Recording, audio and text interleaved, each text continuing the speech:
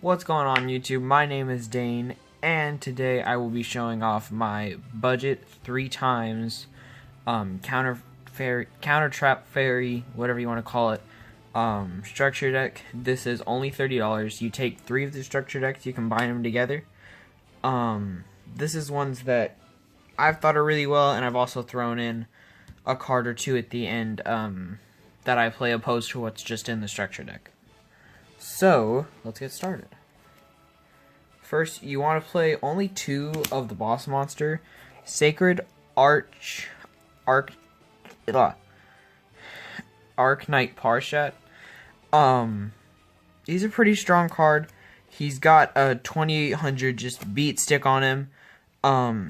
He will summon whenever you activate a counter trap that turn, or whenever you activate a counter trap while he is in your hand.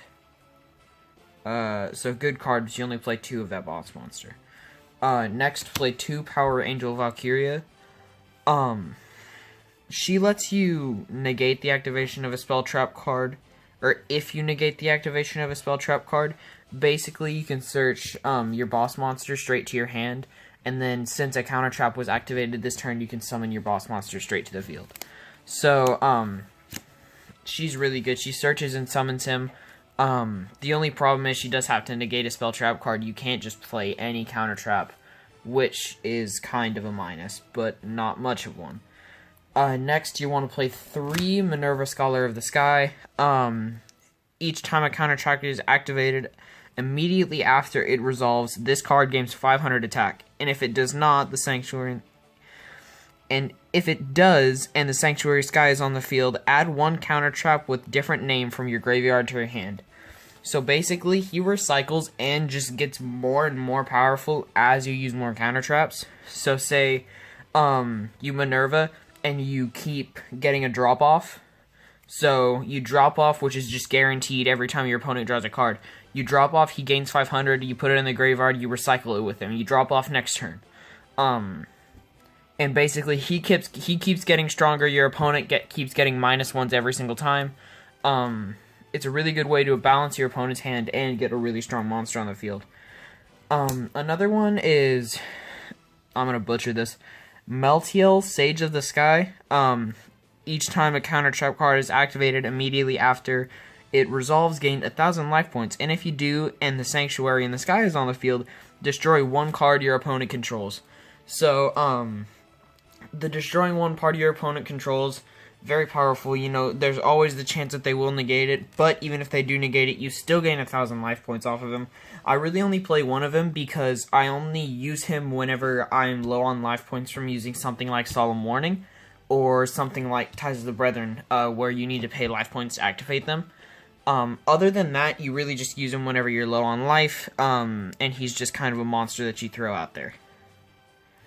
Another one, you want to play 3 Bountiful Artemis. Bountiful Artemis is a really, really good card, and it's kind of underrated. Basically, this guy will just let you get more and more cards in your hand the more and more you play. Which is really, really nice. So, basically, what he'll do is, he will, each time a counter trap resolves, a counter trap card is activated, immediately after it resolves, draw 1 card. So after, you know, you drop off, so say you have Bountiful Artemis and Minerva on the field together, right? So you drop off, you Minerva gains 500, it goes to the graveyard, you recycle with Minerva, plus off Bountiful Artemis effect, you get to draw 1 card. So you just do that every turn, so you keep gaining cards and you keep doing other things. It's a really good way to recycle your resources. Next, you're going to play 3 copies of Guiding Aradine. His Pendulum effect reads, you don't have to pay life points to activate counter trap cards, and you do not need to discard to activate counter trap cards. This is really good for cards like Rebirth of Parshat, which will come later. Basically, you just don't have to pay any life points or give up any resources to use these really powerful cards. So, his Pendulum effect is what he's really in the deck for. And then if he is destroyed by battle and he's just normal, then you can search a counter trap card from your deck. Moving on to the hand traps, we have Honest. Honest is just a really good hand trap in general. I've really come to enjoy playing him as I've played more of this deck.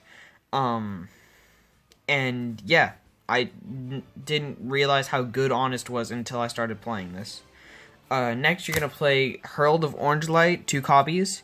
When your opponent activates a monster effect, quick effect, you can send this card and 1 other fairy monster from your hand to the graveyard, negate the activation, and if you do, destroy it.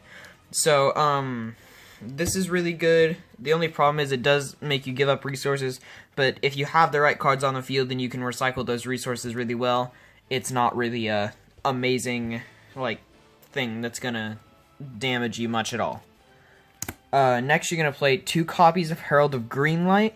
When your opponent activates a spell card, quick effect, you can send this card and 1 other fairy card from your hand to the graveyard, negate the activation. If you do, destroy it. The reason I'm playing these is, the reason I'm not playing Herald of Purple, which negates traps, is because traps just aren't really relevant in the meta right now.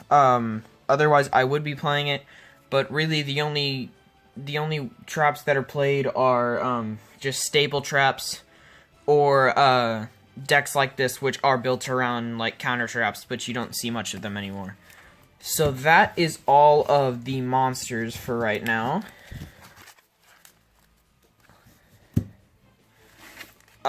Next we will have the spells. So you want to play 2 Sanctuary in the Sky. Sanctuary in the Sky basically just means you don't take any battle damage whenever you're attacked and you control a fairy monster. It's basic, you play it almost anytime you have a fairy deck. The one that's really acting like your field spell though is the Sanctum of Parshat. This card's name becomes Sanctuary in the Sky while on the field in the graveyard. Fairy monsters on the field engage 300 attack defense. Set spells and traps cannot be targeted or destroyed by card effects. Once per turn, you can target a total of 3 fairy monsters and or counter traps with different names in your graveyard. Place them on top of your deck in any order. So, this is really good if you have all the cards that you need. Say, like, you're not searching for another card. You have every card that you need. Now you're just going to recycle them.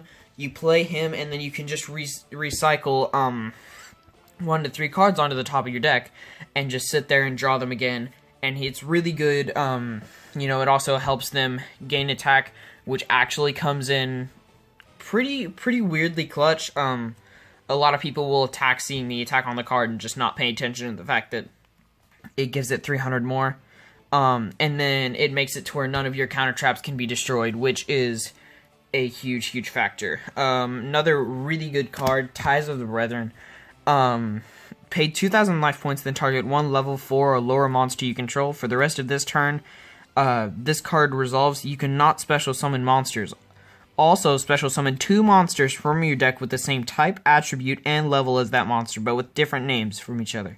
And that monster. You cannot conduct your battle phase the turn you activated this card. So basically, this means if you have kind of a monster out that you can't really do anything with, say you drew into, I gotta find it real quick. Say you drew into no monsters except for Mattel Sage of the Sky. Well, he can't do much for you. He's not a big beater. He's not gonna do much for you. So what you do is you play Ties, and then you get out 2 more cards that can do something for you. Maybe the Searcher and the other Sage of the Sky.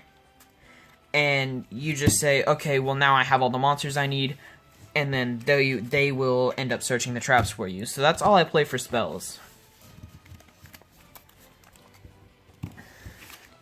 Okay, moving on to traps. We have Rebirth of Parshat. When a spell, trap card, or monster effect is activated, reveal 1 counter trap in your hand, then discard 1 card, pay 1,000 life points, negate the activation, and if you do, shuffle that card into your deck. Then you can special summon 1 Parshat monster from your deck or extra deck. So, you're not playing an extra deck with this, so really you're only going to summon the boss monster, and he does summon right out, which is pretty cool. Another thing about this is it does have a negate built into it, and if you're playing the 1 Pendulum monster from earlier, Guiding Aerodine, You can set it in Pendulum Zone. You don't have to reveal your card. You don't have to pay the 1,000 life points. But other than that, you do. Basically, you show your opponent one counter trap that you have in your hand. You pay 1,000 life points. You get a free boss monster. It's a really good card. Next card, Divine Punishment. When a spell, trap card, or monster effect is activated while Sanctuary in the Sky is on the field, negate the activation if you do destroy it. So this is Sanctum of Parshat and Sanctuary of the Sky. Because Sanctum of Parshat acts as Sanctuary in the Sky. Really good card. It's the only counter trap, really, that you don't have to pay anything for. All the other ones are kind of like, you can pay this to activate this, or you can pay that to activate this. It really depends, though, and you can always go get other counter traps that are better, but these are the ones that are provided. Drastic Drop-Off. I really like this card.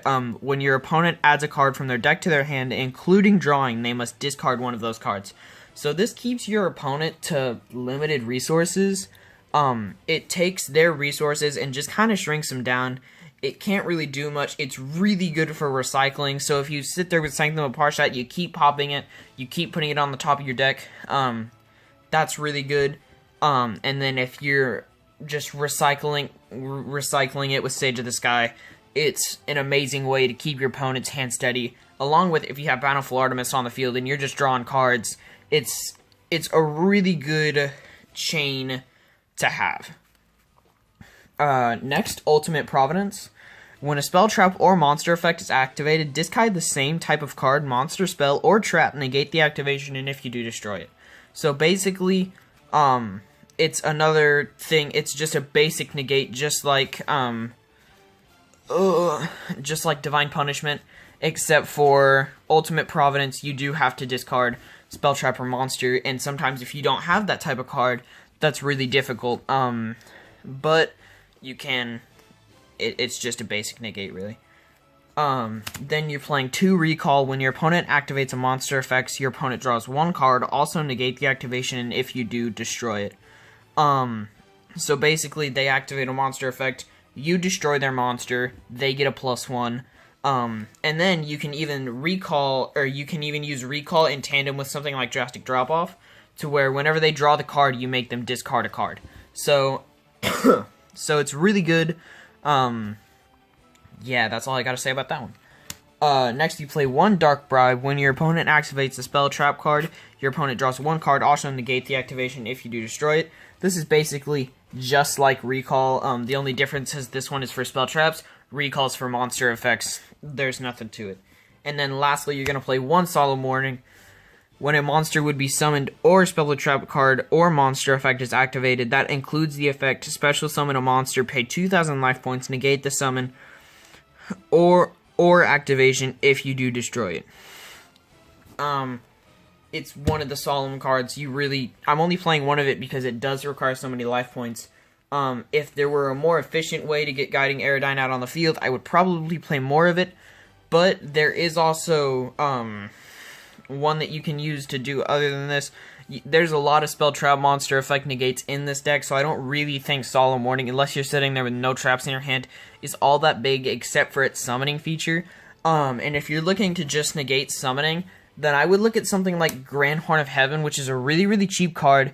You can get it in the Dino Smashers Fury decks. This basically negates any special summons, and it's also a counter trap, so it works in combo with this deck. I just kind of discovered that the other day, and it's led to a pretty good run, I'd say.